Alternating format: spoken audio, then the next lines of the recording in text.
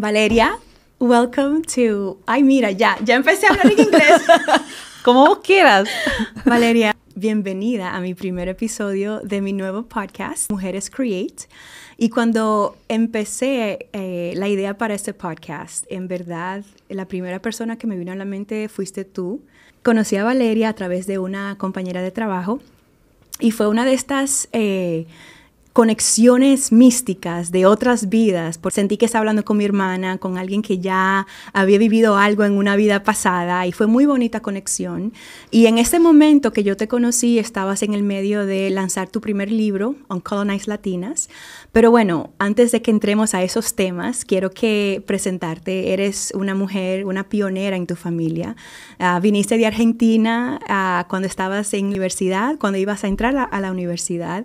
Fuiste la primera en tu familia en venirte a los Estados Unidos, estudiar en la universidad, estar en este mundo de corporate. Después de 20 años de exitosa carrera en finance, en este mundo de corporate, decidiste, tuviste como un punto decisivo en tu vida, un después, un antes y un después.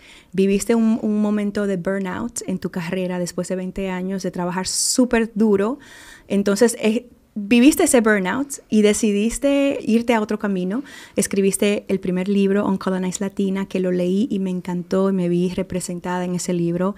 Ese libro llevó al Rise Together Movement, que es un movimiento que has estado...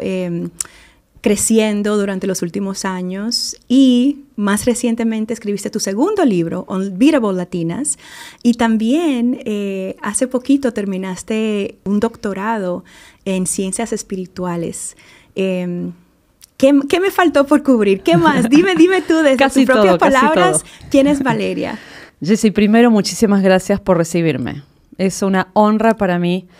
Y quiero que tu audiencia conozca que cuando llevé el Rising Together Movement a Boston, tú me llamaste y me dijiste, quiero ayudarte.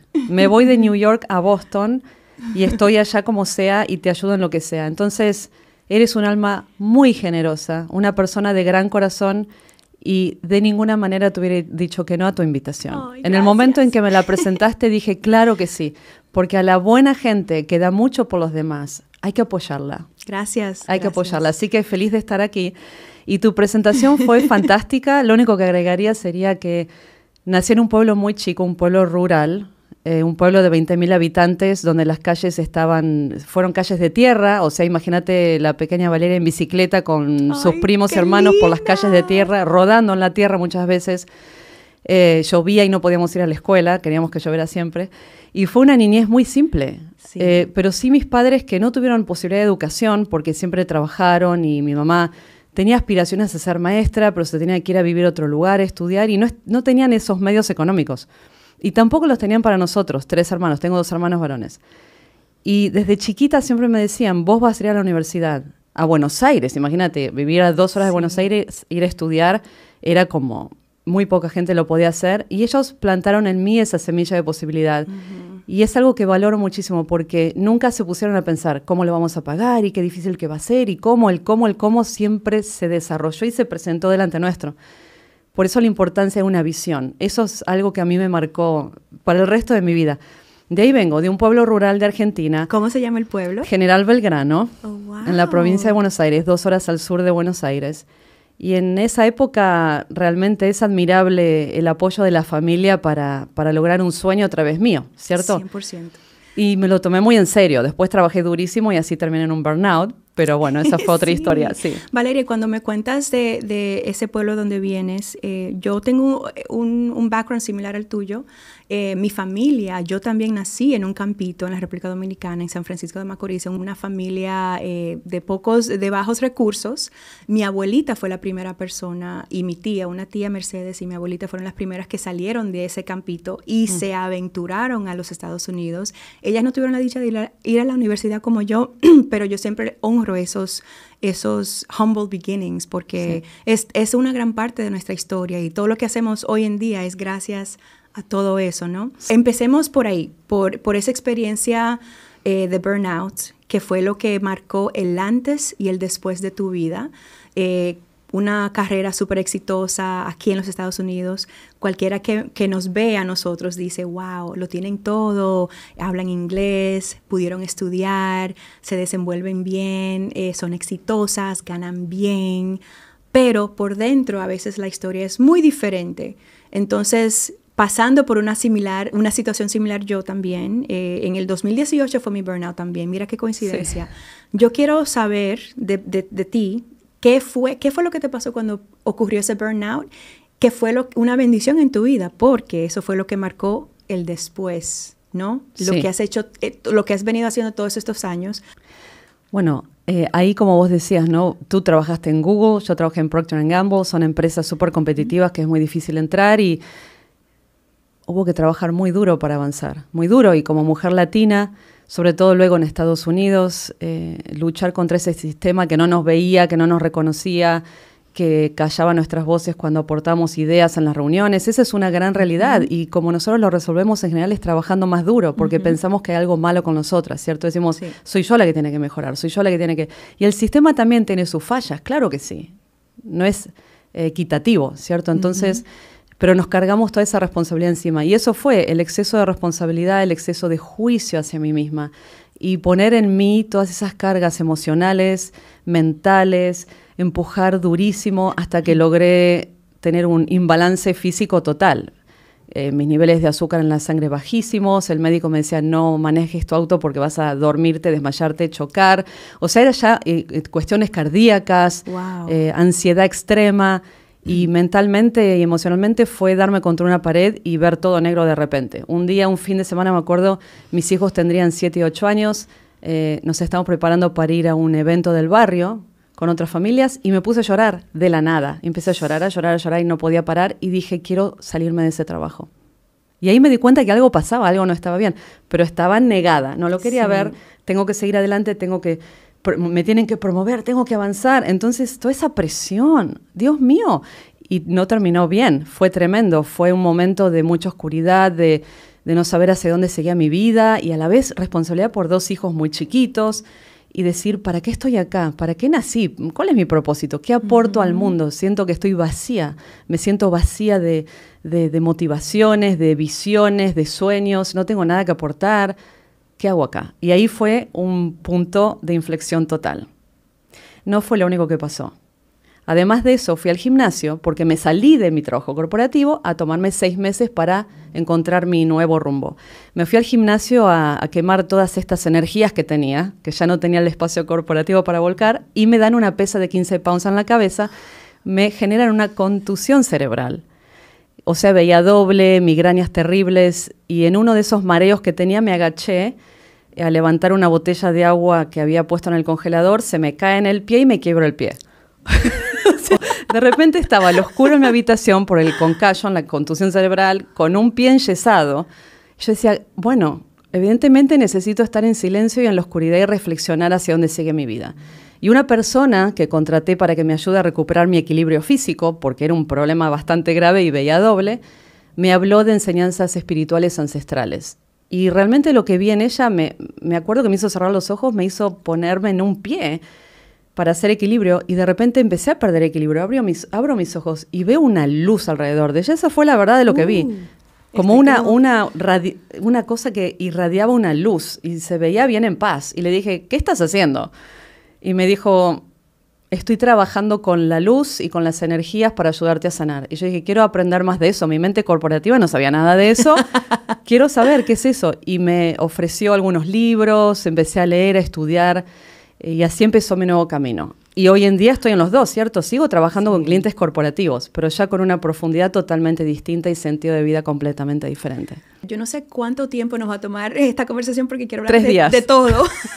Así yo creo que va a haber una segunda, tercera, cuarta parte. Pero antes de que lleguemos a encontrar esas modalidades que encontraste y que te ayudaron a sentirte mejor, ¿cómo es que pasa que nos desconectamos a tal nivel de nosotras mismas que pensamos que cualquier cosa es mejor que parar y decir voy a descansar? ¿Qué es lo que nos pasa a nosotros? Yo sé que tú tocas mucho de esos temas en tu libro Uncolonized Latina. Sí. Quiero tu punto de vista porque es que está pasando mucho, especialmente después de la pandemia. Las mujeres, especialmente las mujeres que llevamos la carga de la casa, los hijos, bueno, yo no tengo hijos, pero tienes hijos, de la carrera, de la sociedad, la presión, o sea, está todo como que sí, exprimiendo cada célula de nosotros. ¿Cuál es el mindset que nos lleva a ese punto? Es el sistema de creencias. Nacemos como una página en blanco y se nos imponen ciertas formas de pensar que no eran nuestras. Empezamos a tener experiencias, nuestra mente empieza a simplificar la vida creando ese sistema de creencias, ¿no? Que son formas de ver el mundo y formas que aceptamos de nosotras mismas. ¿A qué vinimos? ¿Cuál es nuestro propósito? Nuestro rol en la sociedad. Y a las mujeres se nos inculcó a servir a los demás. Entonces pasa que cuando sos primera generación o una de las primeras en tu familia en educarte en la universidad, en entrar en trabajos profesionales y demás, que tus ancestros, tu mamá, tu abuela no tuvieron oportunidad de eso, querés desarrollar, invertiste en ti tanto, me pasó, invertí tanto en mí que yo quería ser exitosa en eso, tenía ese empuje de salir al mundo a hacer cosas y a la vez tenía esa, influencia a creer que yo debía estar en casa criando a los hijos. Entonces, ¿cómo hago para reconciliar las dos vidas, no?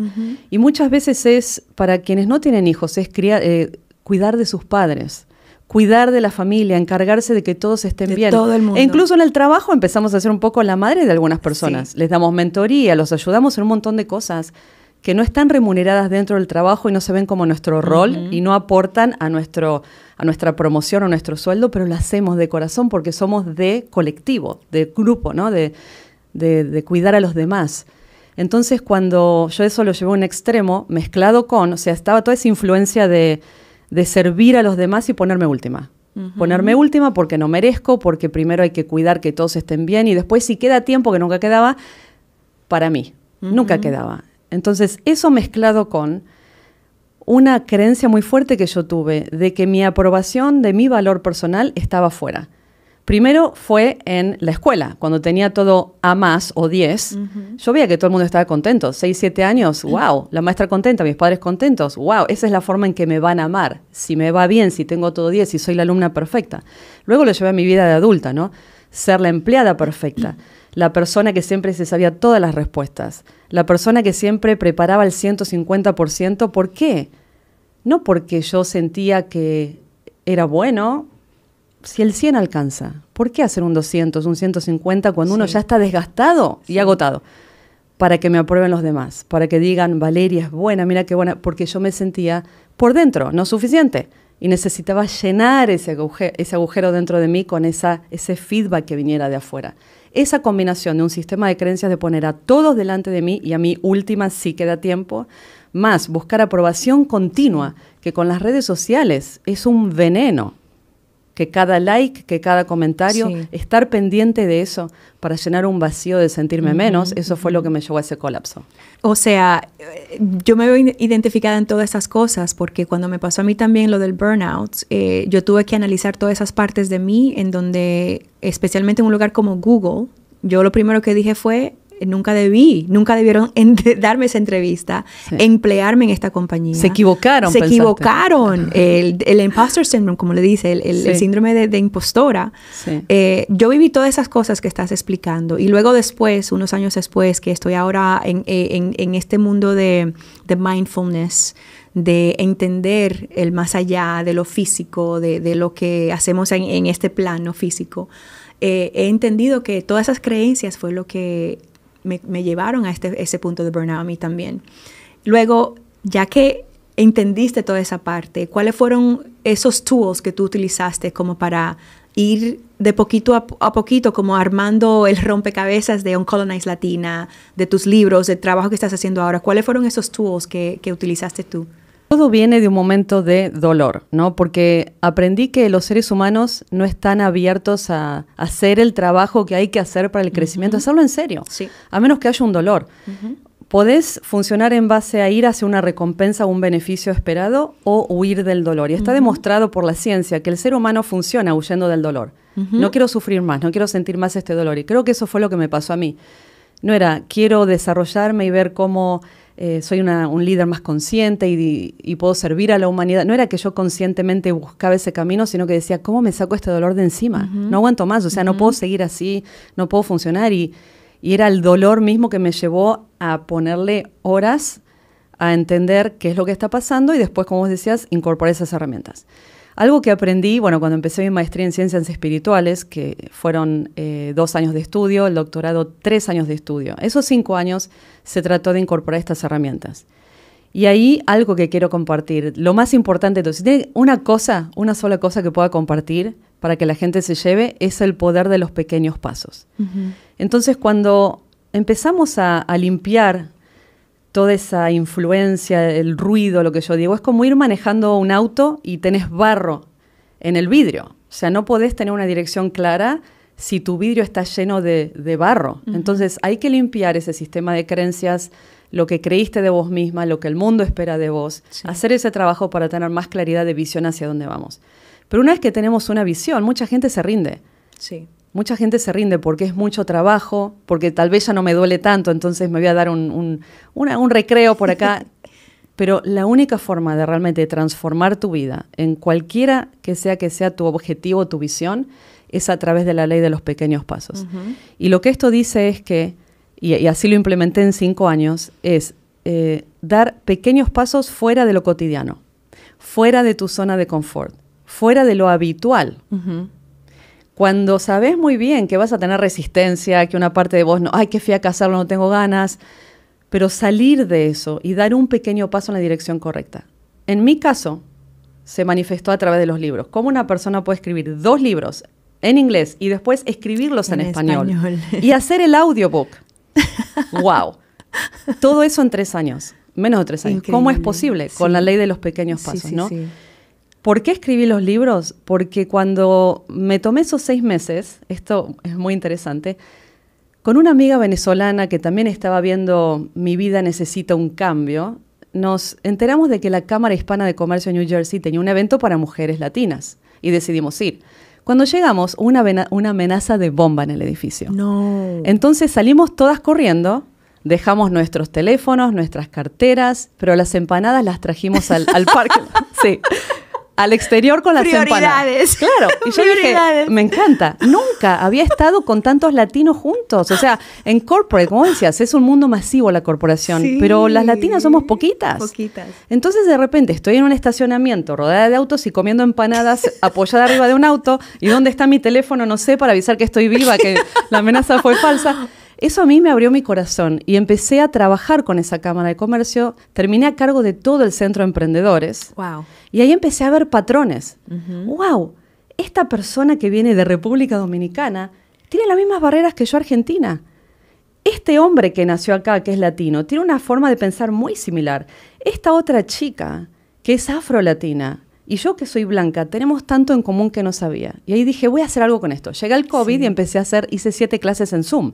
Y vinieron como 70 personas. Y empezamos a hablar de la mentalidad, de las influencias de nuestra cultura, de sé humilde, calladita te ves más bonita, no pidas dinero, solo trabaja duro, agacha tu cabeza, alguien se va a dar cuenta, pum, pum, pum, todo eso. Hasta el sistema religioso, cómo nos influenció a pensar que ganar dinero era malo y que no vamos a ir al cielo si somos ricos, ¿no? Ir al cielo pobres, ¿no? Claro, exacto. Entonces ahí dije, acá hay algo. Sí. Acá hay algo que no estamos hablando como comunidad, que hay muchas cosas en común. Y ahí dije, voy a escribir el libro. Y eso, para completar la idea, ese momento fue en el que dije, ¿qué puedo aplicar de lo que estoy aprendiendo de mi maestría y doctorado en cuanto a enseñanzas espirituales, crecimiento de la conciencia, cambio de mentalidad, cambio de comportamiento, que sea simple para la gente? Pequeños pasos. ¿Te cuesta hablar en una reunión? Bueno, mañana vas a hablar con tu compañero y le vas a expresar lo que quieres decir en esa reunión y que te dé feedback. Después vas a ir un paso más allá, vas a hablar con tu jefe y le vas a contar que vas a hablar en esa reunión. Y después de eso, te vas a animar en ese grupo de 10, 12 personas en la reunión, a decir algo. No a hacer una exposición de honor, a decir una idea. Y a soltarte, y a animarte, y a tomar acción. Y eso es solo un ejemplo de cómo funciona. Sí. Esos pequeños pasos acumulados en el tiempo generan resultados extraordinarios. muchas veces es inconsciente. Sí. Es inconsciente. Las cosas que hacemos, las hacemos inconscientemente y no sabemos de dónde vienen esos hábitos, esas limiting beliefs, esas creencias que nos limitan a obtener las cosas que queremos. Entonces es increíble que hayas, a través de esta experiencia de burnout, hayas podido descubrir esta comunidad latina que tenemos tanto en común y que a veces también no nos apoyamos el uno al otro, ¿no? Que vivimos en competencia, que vivimos pensando que si yo tengo más es porque aquel tiene menos. Entonces, todo este discovery que has hecho tú a través de tu libro, a mí me fascinó leer el libro, y especialmente una de las historias que cuentas es sobre la chica afrolatina en tu libro, y entendiendo que en la comunidad latina hay desafortunadamente esa parte de todavía internalized racism, sí, de racismo, de colorismo, de entender nuestras propias raíces. No entendemos nuestras raíces indígenas, sí. No entendemos nuestras raíces africanas. Entonces vivimos a través del lente externo de lo que no han dicho en los países europeos, el mismo este país también. Entonces descubrir todas esas cosas es tan importante para nuestro propio crecimiento. Sí. Ya que escribes Uncolonized Latina, ¿cómo lo recibió la comunidad latina? ¿Cómo lo recibieron los medios? Porque yo sé que fue un trabajo también llevar este libro a cabo y que fuera también recibido como pensabas, ¿no? Como quisieras que fuera. ¿Querés que te diga la verdad? Sí. Bueno, el libro fue muy bien recibido por mi comunidad, gente que ya me conocía, que conocía mis valores, mis intenciones, y que mi objetivo es el servicio a la humanidad. Eso es lo que a mí me mueve como persona, ¿no? Y eso es algo que viene de mi familia. Otras personas también en mi familia comparten eso. Si no veían mi foto, el resto, ¿no? Que no me conocía, si no veían mi foto, estaban más abiertos a leer el libro. Cuando veían que lo escribió una latina blanca, había una reticencia. Y me encantó que hay gente que me lo dijo.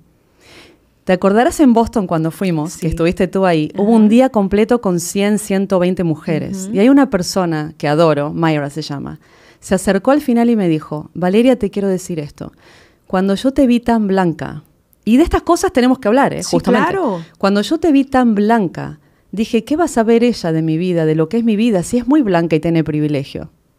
Wow. Y claro que tengo privilegio, podemos hablar de eso también. Soy consciente desde que empecé a estudiar el colorismo y hablar con tantas afrolatinas para mi libro. Me di cuenta del privilegio. Yo pensé que era complicada mi vida como inmigrante, con mi acento, todos estos rollos, y tengo privilegio.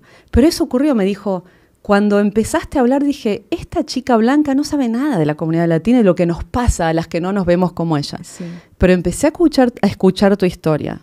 Empecé a prestar atención a tu camino como primera en ir a la universidad, primera en ir a estos espacios, cómo te sentiste y sobre todo el research que hiciste y cómo trajiste otras voces a tu trabajo y me tocaste el corazón. Me lo dijo ahí, pero me quedó claro porque sinceramente después al segundo libro, al publisher, a Planeta, le dije no pongan mi foto en el libro, por favor. No pongan mi foto. Lleguemos al corazón de la gente. Entonces eso es algo que nuestra comunidad tiene que sanar. Sí, 100%. El colorismo de los más blancos de nuestra comunidad, la gente de color, es tremendo. Y también hay una incomodidad con la persona blanca porque claramente quien es blanco y no reconoce su privilegio, no lo usa en el favor de la comunidad, genera esa sensación de incomodidad y de bronca. Y está bien, y de estas cosas tenemos que hablar abiertamente. Es parte de sanar, para saber que somos una comunidad, no importa cómo nos veamos. Y sí la responsabilidad de quienes tienen privilegio en la comunidad, ya sea por el color de piel, por el network o el acceso que tienen a ciertas personas, por el gender. El gender, exactamente. Claro, el género. Por el dinero acumulado que hayan tenido, que abre puertas. ¿Cómo pueden usar eso a su nivel educativo? Todo. Hay muchas variables. Todo, yo como siempre digo, hasta si tenés casa y lograste ir a la universidad, tenés un privilegio. ¿Cómo lo puedes usar? Pero todos necesitamos reflexionar, ¿qué privilegios tengo? Pero no para sentirnos culpables o qué malo, es lo que nos tocó en la vida, lo que logramos, lo que sea, pero es cómo voy a usar esos talentos y esos regalos de la vida o que yo trabajé para lograr, para ponerlo en servicio de personas, otras personas, particularmente de la comunidad latina, que no han llegado a eso. Y tú lo dijiste, la escasez, el survival, eso de sobrevivir y codearnos un poco, quiero ser la única latina, aquí no hay lugar para nadie más, yo quiero estar en el escenario. Eso es real, es real, la competencia entre nosotros, la envidia, necesitamos sanar todo eso para salir adelante. 100%. Y estando ahí en el evento de Boston, Rising Together Movement Boston, ver esas caras en ese room que tú creaste y escuchar las historias, estamos pasando de todo. Y yo creo que lo que me inspiró más fue el ver a las mujeres sintiéndose aliviadas, como que no solamente me está pasando a mí, le está pasando a tantas personas. El problema no soy yo, el problema es una estructura que se ha creado. Entonces, al ver a estas mujeres saliendo de ahí con una sonrisa, con alivio, con nuevos tools que tú creaste, con nueva perspectiva, a mí me inspiró muchísimo. Y bueno, me alegra ver que el primer libro te llegó a tu segundo libro, Unbeatable Latinas. Ahora hablemos de Unbeatable Latinas. Y este podcast es celebrando la mujer creadora, ¿no? Mujeres Create. Celebrando la mujer que crea, no solo creando vida, sino que creando oportunidad para ella, para su familia, para su entorno, para su comunidad, para el planeta, para el mundo, para el universo, todo. Entonces, ¿cómo creas tú Unbeatable Latinas? ¿Qué te llevó de Uncolonized Latina a Unbeatable Latinas? Hablemos de ese segundo libro. Gracias por esa pregunta, porque mientras la está formulando, estoy pensando, cuando nosotras creamos las cosas más importantes que tienen más impacto, porque encima creamos cosas que les sirven a los demás. Las mujeres somos tan comunales y tan de servicio a la humanidad, de crear cosas buenas, no solo para mí, sino para otros, que cuando creamos las cosas más importantes que más impacto tienen, es cuando seguimos nuestros propios sueños y nuestra propia intuición. No lo que quiere el otro, de al lado o el jefe o lo que sea. Eso a mí nunca me funcionó. Eso no me funcionó para nada. El día en que decidí seguir un sueño, seguir mi intuición y escuchar dentro de mí esa voz que me marcaba el camino, es cuando todo esto ocurrió de los libros, ¿cierto? Entonces, el primer libro fue mucho de trauma. O sea, yo no quería escribir del trauma. Yo decía, ¿pero qué voy a escribir? Pero entrevisté tanta gente y llorábamos en el Zoom. Y yo decía, acá hay trauma no sanado en esta comunidad. Entonces, una parte del libro habla del trauma, de dónde venimos, del colorismo, de las experiencias también de latinos, chicos latinos, hijos de inmigrantes, que han sido traductores desde sus 6, 7, 8 años, que a mí me impactó. Adultos desde sus 6 años. Y luego hay una profundización en el mindset, estas creencias limitantes y lo que nos hemos creído en nuestra cultura que no nos sirve en Estados Unidos, ¿no? Que ya hay que soltar. Ese es el primer libro. Y un día dije, lo voy a traducir al español porque quiero que mis padres, que están diciendo, ¿pero qué pasa? ¿Qué es este libro? ¿Qué hay en este libro? Quiero pasarlo al español. Dije, ¿cómo lo puedo hacer en una forma que no tenga que yo traducir palabra por palabra? Voy a buscar una editorial que me lo haga. Entonces, mira cómo funciona la voz de la intuición, que dije, primero voy a soñar en grande. Me voy a hacer una lista de las 10 editoriales más importantes de Estados Unidos y del mundo y les voy a tocar la puerta. Ahí va yo con mi librito Uncolonized Latinas y ni me miraban. Ay, no. Y de repente había una palabra que me venía a la mente, me venía planeta. Planeta. Yo decía, sí, Editorial Planeta, la conozco de Argentina, en Latinoamérica es súper importante. Busqué en LinkedIn y dije, no hay nadie en Estados Unidos, no había claridad. Y ahora te cuento por qué. Bueno, Planeta. Al día siguiente, una gran amiga que estaba en Barcelona de vacaciones, colombiana que vive en New York, me mandó una foto diciendo, pensé en vos cuando vi esto, que había detrás de ella un edificio que decía Editorial Planeta. ¡No te creo! Sí. ¡Oh, Dios! Créelo. Por eso hay que estar muy atento a las señales. Sí. ¿Qué hice? Inmediatamente me meto en LinkedIn de vuelta y busco con más cuidado. Pensé que en Miami iba a haber alguien. No, había un señor, el head de todo publishing de Planeta para Estados Unidos, Montclair, New Jersey, a media hora de mi casa. Ya. A 10 minutos de donde yo estaba, porque estoy también en un centro de emprendedores, a cargo de un centro de emprendedores en Montclair, a 10 minutos de ahí. Le dije, por favor, ¿nos podemos tomar un café? Claro, el señor, viste, debe recibir estos pedidos seguidos. Sí. Mándame un PDF, me dice. Bueno, le mando el PDF, a las 3 semanas le hago seguimiento y me dice, no lo pude leer, estuve viajando. A los 3 días me llama y me dice, ¿podemos tomar un café y hablar? Entonces ahí me dijo, mira, nosotros como editorial Primeros Autores no hacemos una traducción literal, pero sí creamos un segundo libro juntos. ¿Estás abierta a hacerlo? Perfecto. ¿Este libro de qué va a ser? Empezamos a hablar de un roadmap. Mostrame el how, el cómo. ya me hablaste del mindset, me hablaste, Sí. y el segundo libro tiene cosas de mindset, porque ese es como, cada vez que nos trabamos en algo, si yo te doy un mapa de ruta y te digo, estas son las 5 cosas que funcionan para tu carrera en Estados Unidos o tu negocio, te tengo que explicar también cómo lo vas a resistir y por qué. ¿Cuál es la creencia que te detiene a avanzar? Claro. Pero eso es el segundo libro, y así nació. Gracias a la voz de la intuición, a seguir, hay que estar tan sintonizada, ¿no? Y una de las peores cosas que me pasa a mí es mirar videos en social media. Se me pueden ir 2 horas y tapa toda voz interna, todo Sí, diálogo. 100%. Y lo que sí funciona, no sé, vos que usás, Jessie, para apoyarte en el camino, porque sé que tenés herramientas y me encantaría que las compartas, a mí escribir, pero no escribir como formato de libro, sino journaling, con un diario, contar qué me pasa, cómo me siento, ahí me doy cuenta de cosas, me doy cuenta de muchas cosas que no están en mi conciencia y que resurgen cuando escribo de eso. Me encanta porque parte de lo que quiero tratar en este podcast es cómo desarrollamos esa intuición, cómo escuchamos esa voz interna, que cuando estamos en niveles de estrés tan altos, a veces esa voz como que disminuye, pero sigue ahí, ¿no? Sí. Entonces me encanta Sí. que el segundo libro salió desde esa Sí. intuición y mirando esas señales que te pone el universo todos los días para que tú como que sigas ese caminito. Y me encanta la idea de crear un roadmap, porque muchas personas, mujeres y hombres, muchas personas te ven a ti. Ya creaste tus 2 libros, tienes un movimiento Rising Together y dicen, quizás se le hizo fácil, ¿cómo se le hizo? Y no saben que detrás de esa historia hubo tanto trabajo que tuviste que hacer, esos micro steps que tú tomaste. Sí. Entonces, crear ese roadmap para las personas es tan importante. ¿Cuál fue ese momento que tú dijiste, ok, ya no más, no voy a mirar hacia atrás, mi vida de corporate ya quedó? Y estás ahora existiendo en ese espacio desde el punto de vista de consultant, de leader, de una voz con una perspectiva diferente. ¿Cuál fue ese momento que tú dijiste, ya no vuelvo? Porque hay muchas personas que están en ese punto de no return, Sí. pero no saben cómo tomar ese paso. Esa pregunta es muy profunda y muy buena. Primero, nos tenemos que amigar con el vacío. Vos hablabas de la intuición y de dónde viene la voz de la intuición. Estamos en un momento histórico como humanidad. Claramente lo que ha funcionado no va a funcionar en un futuro, no es sostenible. Hemos destruido el planeta, sistema de salud, sistema de educación, gobierno. Por donde mires, el sistema tiene fallas y se ha olvidado del bienestar del individuo.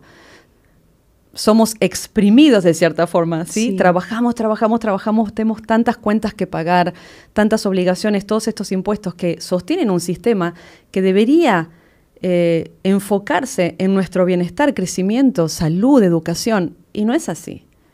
Terribles falencias. Entonces, estamos a nivel macro, y eso afecta a cada individuo, a nivel macro, en un momento histórico en el cual, hablando de roadmap, estamos en un vacío. Lo único que sabemos es no funciona, pero tampoco tenemos claridad de qué es lo que sí funciona. Todavía no tenemos los parámetros de lo nuevo que podemos crear, sobre todo ahora que estamos inmersos cada vez más en Artificial Intelligence. Nuestra vida va a ser muy distinta en 5 años. 5 años. Pero ahora estamos en ese vacío antes de un gran cambio. Entonces, eso se vive a nivel global, pero también afecta al nivel individuo. Y eso es lo que creo que mucha gente siente. Yo lo viví mucho con ese camino que hablamos. Cuando mi vida corporativa, que era lo que yo conocía, me dolía, era horrible, o sea, no era feliz ahí, era un sacrificio tremendo, pero así todo era lo único que conocía. Sí. Y me dio mucho miedo salirme de ahí. Me tuve que ir a un vacío, ese vacío fue un poco impuesto, Sí. te vas a quedar ahí. Pero en ese vacío es donde la voz de la intuición y esa guía interna me empezó a hablar. Vos lo dijiste muy bien, la voz está bajita, hay que subirle el volumen. Esa voz es parte nuestra. Nada más que tenemos los juicios, la mente. Hay miles de voces que nos distraen. Entonces, crear ese vacío y animarnos a estar incómodas o incómodos Sí. en ese vacío para poder escuchar la voz de la intuición. Esa voz es la que nos va a marcar el how. Con mi libro en particular, el how, ese momento para mí, no sé si hubo un momento, pero sí hubo un sentimiento. Yo me acuerdo muy bien del sentimiento y no me acuerdo sí. en qué momento ocurrió. Pero en un momento yo sentí una ola de amor hacia nuestra comunidad. Sí. Porque Qué dije, lindo. somos maravillosos, somos la cultura del corazón. Pero claro, estamos inmersos en esta cultura de la mente, sintiéndonos como decimos en Argentina, sapo de otro pozo, como no bienvenidos, claro, Sí. distintos. Sí, sí, sí. Y no nos hemos despertado al poder inmenso que tenemos. Y si nosotros activamos nuestro corazón y nuestros valores y nos animamos a salir al mundo poderosamente como quien somos, vamos a cambiar la historia. Imparables. Literalmente imparables. Literalmente imparables. Pero claro, nos creemos las historias de que somos ciudadanos de segunda clase, de que lo que tenemos que aportar no vale tanto o no es tan importante. Y si nos creemos esas historias, vamos a seguir jugando en pequeño. Entonces yo tuve un momento de despertar y de abrir los ojos en el cual, a través de me pasó así específicamente. Por eso te decía que no había un momento. Fueron muchos momentos. Yo entrevistaba a no sé cuántas, 80, 100 personas para mi libro. Y había un momento en que yo veía claramente a través de una pantalla de Zoom o en persona, pero mayormente fue por Zoom, porque eran personas de todo el país, veía su esencia. Veía el poder de la persona, veía lo que la persona era capaz de lograr. Y me di cuenta que la persona no lo veía. Cuando yo escribo en mi libro de las personas y les mando ese capítulo, lloraban. Decía, ¿cómo escribiste de una forma tan expansiva y elevadora? Sí. Porque lo vi claramente, se me mostró. Sí. Y eso a mí me abrió el corazón y eso fue esa sucesión de momentos de amor al prójimo, si le puedo llamar, y de ver el potencial, fue lo que a mí me empujó a hacer todo este trabajo. Qué bonito, Valeria. Y sabes lo que yo siempre pienso mucho en esto. Hablamos de Uncolonized Latina, el trauma, ¿no? El tema de los traumas de nuestra comunidad. Pero también a veces cuando hacemos ese trabajo nos damos cuenta que no solo es el trauma. Nuestra comunidad es tan hermosa, tan creadora, tan creativa, tan resiliente. Eso es lo que me inspira a mí a hacer este podcast también. Es ver cómo la mujer y también el hombre latino salimos adelante no que se nos atraviese en el camino. Entonces, cuando vemos nuestra comunidad desde ese lente de esa una comunidad creadora, imaginaria, mi abuelita, cuando pienso en mi abuelita, es la creadora máxima en mi vida porque ella dejó atrás 8 niños en ese campito y dijo, literalmente suena como una película cliché. Ella le dejó $1 a mi tía para que comprara la comida de esa semana. Wow. En el 1981. Yo digo, abuelita, ¿pero qué se compra con $1? Y ella dijo, yo no sé, pero yo sabía que cuando yo llegara me iba a poner a trabajar y yo le iba a poder mandar ese dinero a mi familia. Entonces, esa imaginación que tenemos, creatividad, y me encanta que esa haya sido lo que te inspiró a ti, a ver todo eso en nuestra comunidad, que te inspiró a escribir ese segundo libro, Unbeatable Latinas, porque eso es lo que somos, sí. Unbeatable Latinas. Antes de terminar, me encantaría que hablaras de la última faceta, bueno, no la última, la más reciente, que es ciencias espirituales. Sí, hay varias cosas, pero quiero decir esto. Yo nunca pensé que iba a ser escritora, yo nunca pensé que iba a ser conferencista, di charlas a más de 100 corporaciones, organizaciones, en inglés, en español. Yo soy muy introvertida, soy una persona que prefiere estar sola. Soy. ¿Vos decís que es una creencia? Tal vez. No, eso, tú eres súper divertida, ¿de qué Bueno, hablas? pero soy una persona que me decís, tengo que hablar adelante de 100 personas y tiemblo un poco. Ya, ahora vamos a hablar del doctorado en ciencias espirituales, con esas herramientas me ayudo. Pero el mensaje acá es, cuando te pones en acción con una visión, con un sueño, con algo que te empuja desde adentro. Volviendo a mi niñez, mis padres no tenían el dinero para pagarme toda la universidad. Las cosas se fueron dando, conseguí un trabajo, se fueron dando, el camino aparece. El camino aparece. Entonces, necesitamos soñar en grande y atrevernos a tomar esos pequeños pasos de acción hacia nuestros sueños. Porque así es como yo logré ser autora de 2 libros, conferencista en tantos lugares. Jamás me lo hubiera imaginado en mi vida. Si me lo hubieran dicho, me hubiera asustado. Por eso mejor no ver el futuro, porque por ahí nos asusta. Sí. Porque la grandeza de lo que somos es inimaginable. Es imposible contener y la mente se asusta, ¿no? Sí. Entonces, el doctorado en ciencias espirituales, que comenzó como una maestría, fue ese hambre que yo tenía de entenderme a mí misma. Empecé a ver que había mucho más profundidad de lo que yo sabía. Yo dije, soy una persona más profunda y con más habilidades de lo que jamás hubiera... Porque claro, yo escribía mi libro y decía, en alguna parte de mí está la habilidad de ser escritora. Me voy a conectar con esa parte. Y así escribía. Sí. Y me salía bárbaro. En alguna parte de mí está quien se expresa sueltamente, ¿no? La persona tímida que se ponía roja de vergüenza en las corporaciones porque no se podía comunicar. En alguna parte de mí está. Voy a tomar eso que está allá y lo voy a traer. Entonces, esa maestría y ese doctorado empezó como una curiosidad de quién soy realmente y quiero ir lo más profundo que se pueda. Dame todo. Yo soy como todo, all in. Que hay 200 libros hay que leer, lo leo. 300 te leo. Ahí va, claro. Todo. Pero bueno, ahí, en ese doctorado, es multidimensional. No somos, lo dijiste tú al principio, no somos este cuerpo físico. Tenemos una dimensión emocional, una dimensión mental, una dimensión espiritual. ¿Cómo traemos todo eso a nuestra vida? Y lo más importante que alberga el resto es la espiritual. Entonces, la base del doctorado, que tiene un montón de herramientas de cambio de comportamiento, cómo yo puedo tomar riesgo y acción distinta en mi vida para generar, probás métodos para traer nuevos resultados a tu vida. Y como ciencias espirituales, como un científico espiritual, vas probando qué funciona y qué no. Son experimentos que empezás a hacer en tu vida, es así. Sí. Pero la dimensión espiritual lo abarca todo. ¿Y por qué? Porque es la que sostiene a las demás. El día que me di cuenta que soy un ser espiritual teniendo una experiencia humana y me levanto a las mañanas con esa convicción de que estoy aquí por un propósito más grande que mí misma y que se me va a guiar a través de mi intuición a hacer lo que vine a hacer, la vida se transforma en una aventura. Una aventura. ¿Se te pinchó la rueda del auto? Bueno, ¿qué puedo aprender de esto? ¿Me peleé con este señor o me está diciendo cosas este señor en New York, el tráfico tremendo? ¿Qué puedo aprender de eso? Paciencia, compasión. Sí, amor. Hay un mensaje en todo.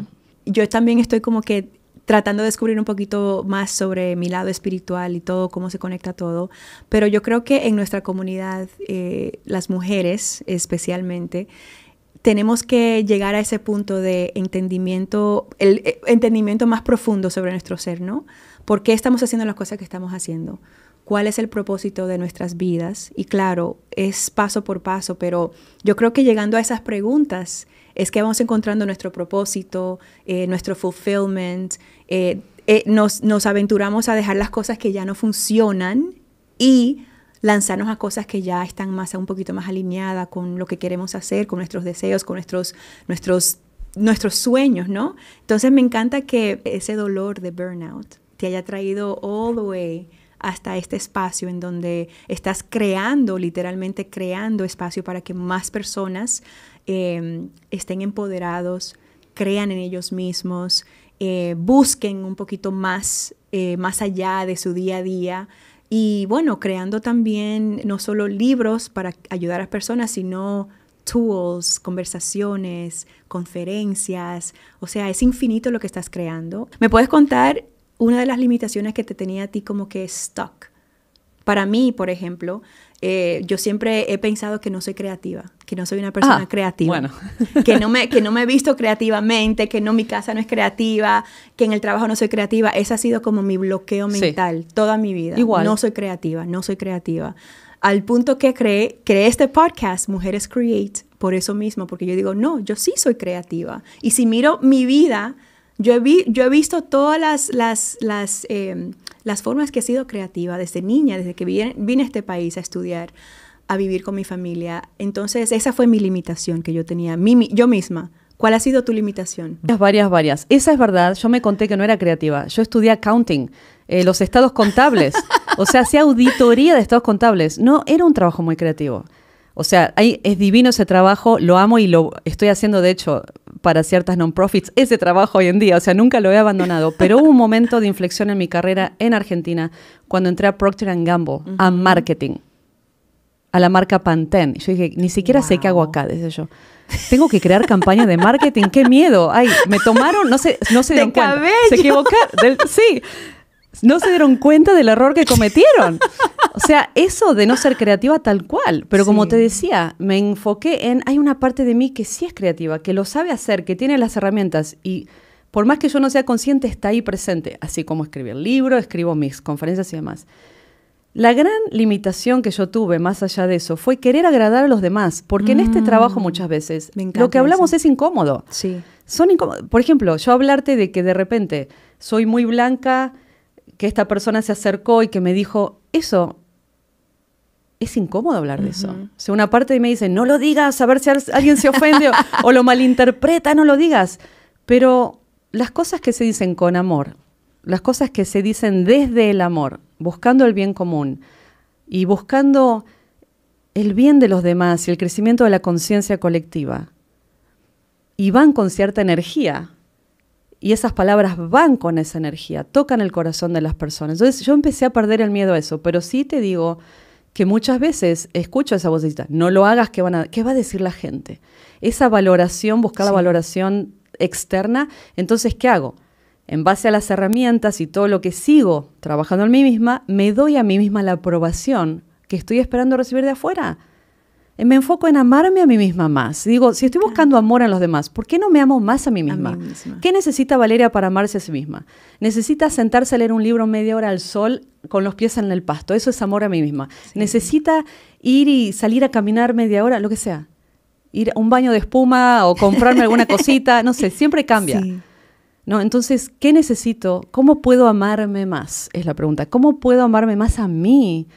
Porque si empiezo a buscar eso afuera, las expectativas que empezás a crear, porque empezás a dar esperando que te den, ¿cierto?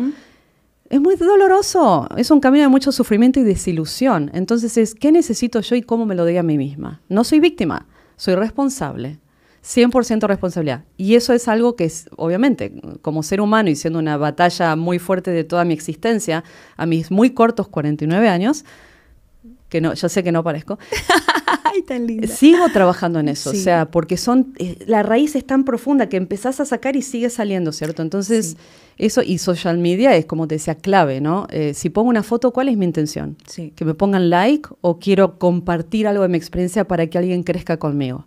Me encanta. Mira la intención. Valeria, celebro la persona que eres, un ser infinito, un ser creador, un ser de amor, de luz, de potencia, de posibilidad, de belleza. Gracias por todo lo que estás haciendo por nuestra comunidad, no solo por nuestra comunidad, por todo el mundo, porque estás mejorando las vidas de muchas personas, estás inspirando, estás empoderando, y eso es un trabajo que es muy necesario hoy en día.